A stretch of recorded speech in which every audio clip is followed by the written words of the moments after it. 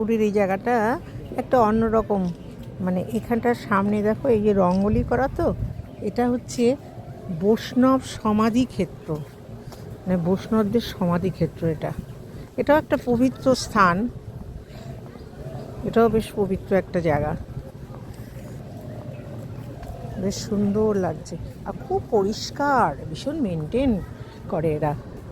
সমাধি ক্ষেত্রটা দেখো কি সুন্দর, বেশ সুন্দর। আমরা এখনো মেইন মন্দিরে ঢুকিনি, এই যাচ্ছি হেঁটে হেঁটে, মানে আমরা ভোগ খাবো, সেই কুপন কাটতে যাচ্ছি। কুপনটা কেটে আসি, তারপরে মন্দিরের ছবি তোমাদের দেখাবো। এই যে মন্দিরের পাশ থেকে আমরা হাঁটছি, বিরাট মন্দির। আর শীতকাল তো, মানে ফুলের সমারোহ, এটা দারুণ লাগছে। বিভিন্ন ফুল, লাল হলুদ কালারফুল একদম।